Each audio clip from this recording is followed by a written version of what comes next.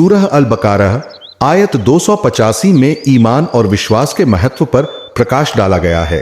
यह आयत अल्लाह, उसके फरिश्तों, किताबों और रसूलों पर ईमान रखने के सिद्धांत को स्थापित करती है और यह भी बताती है कि एक सच्चा मोमिन अल्लाह के आदेशों का पालन करता है।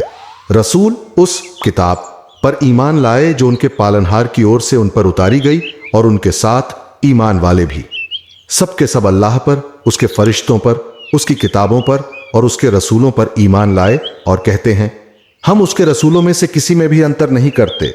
और वे कहते हैं हमने सुना और आज्ञा का पालन किया। हे हमारे पालनहार, हम तेरी क्षमा चाहते हैं और तेरी ही ओर लौटना है।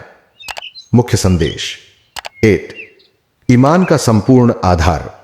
इस आयत में यह बताया गया है कि सच्चे ईमान वाले अल्लाह, उसके फरिश्तों, उसकी किताबों और उसके रसूलों पर पूरा विश्वास रखते हैं। वे इस बात को स्वीकार करते हैं कि सभी रसूल अल्लाह के संदेशवाहक हैं और उनमें कोई भेदभाव नहीं करते। 2 आज्ञा पालन और विनम्रता। ईमान वाले यह कहते हैं कि उन्होंने अल्लाह का संदेश सुना और उसे मान लिया।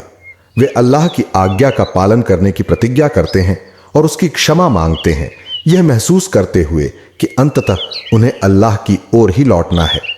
3 क्षमा और समर्पण।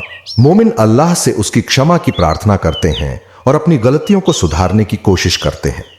यह आयत विनम्रता, समर्पण और अल्लाह के प्रति पूर्ण आज्ञाकारिता का संदेश देती है।